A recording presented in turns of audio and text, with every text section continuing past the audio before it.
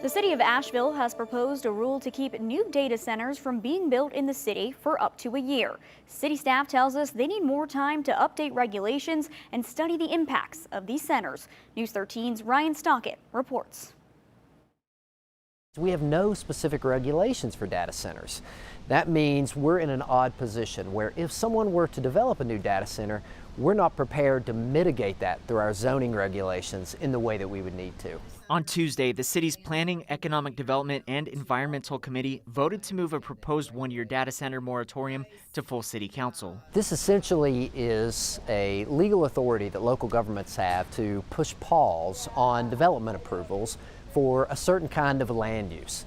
In this particular case, we're talking about data centers. Asheville Mayor Esther Manheimer clarifies that there are no current data center applications in Asheville, but they want rules in place before one comes in. What we are doing is looking at putting in place a moratorium so that if anybody comes forward with an application for a data center, we have a pause so that we have time to look at it.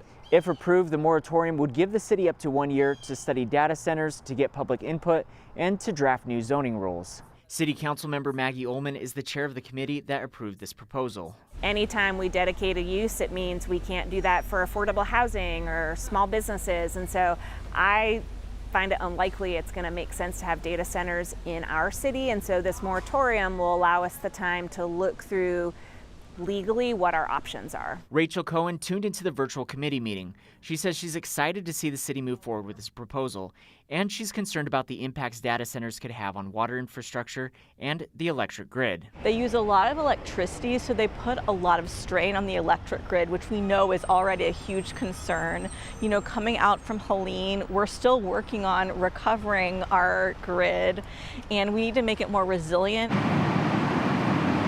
City Council member Kim Roney says she's also concerned about issues with heat and noise. Not just the dBA noise, you can hear things like guitar or taking out the recycling, but also DBC and infrasound. Infrasound is sound that you can't necessarily hear with your ears, but can have health impacts on your body. There will be a public hearing and a possible final vote next week. In Asheville, Ryan Stockett, News 13.